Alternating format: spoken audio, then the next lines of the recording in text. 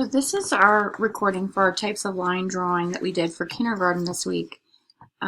We're just going to create an artwork that's showing how we practice different types of lines in an artwork. So this is our chance to try out a variety of different kinds of lines and really making them reach all the way across the page.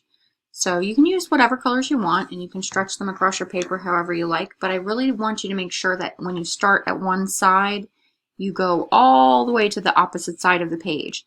And either way you start, like if you start on this side, make sure you reach all the way to the opposite side of the paper. So it's really up to you which direction you want to go, but make sure they stretch all the way across. So the first type of line that we learned about is called a straight line.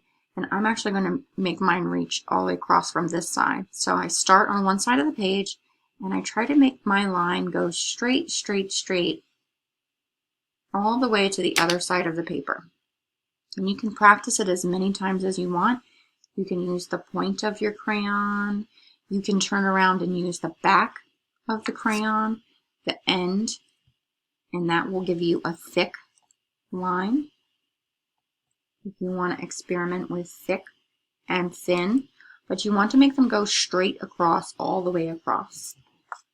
The next type of line that we saw was a curving line. So I'm going to try to curve from one side of the page all the way across to the other side of the page, and I'm actually going to try curving in different directions. So I'm curving up and then back down. You can practice doing it again and again. This is part of how we learn how to draw big to fill the space. You can curve your lines the other direction, so I can start on the side and curve down, and then back up, down, and back up. Those are curving lines. Another curving type of line is when it's like a wave. A wavy line looks like this. We go up and down, up and down. It's like a snake or a worm wiggling across the ground. And you can make a wavy line that waves quickly in short little waves. And that would look like this. Up and down, all the way across the page. A squiggling, wiggling line. All the way across the paper. And that's a wavy line. If we keep practicing, one of the lines that we saw in our book and in our artwork was a zigzag. And a zigzag is a little bit like a wave, except it stops and it turns a corner. It looks like this. Up, down, up, down, up, down, up, down. And it keeps going all the way across the paper. And you can also make jagged zigzags. I think of a jagged line a little bit like a zigzag that loses control of its pattern. It goes like this.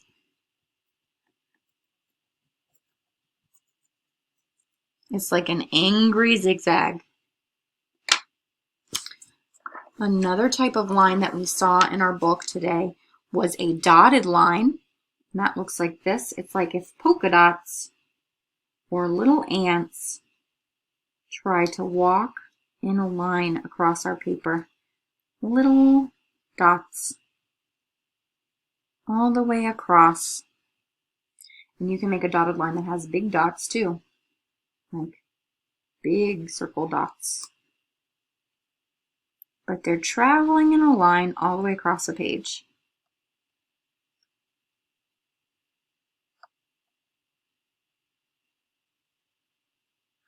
Next, we saw a dashed line. It's a little bit like the lines that cross down the center of the road. And that looks like this. Jump. The crayon jumps, makes a little line. Jump. Dash. Jump. Dash. Jump. It lifts up off the paper. And then keeps going. So that's a dashed line. Now, you might want to make your artwork even more colorful. So my paper is filled with lines that go all the way across, but I actually want to add more colors, and I'm going to turn my paper sideways so it's easier for me to color across the page. You can actually fill in empty spaces. So that was one of the reasons that I said that watercolors were optional this week. If you made all your lines go across the page and you want to do some painting, you could get your watercolors out and actually fill in the empty spaces of your line drawing if you want. I'm actually going to use my crayons. So I have some nice empty spaces between the lines, and I'm actually going to use my crayon to color in the empty space to add more color to my artwork.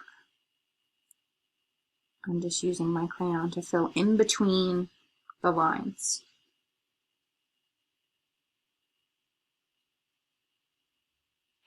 And that gives you a chance to add more color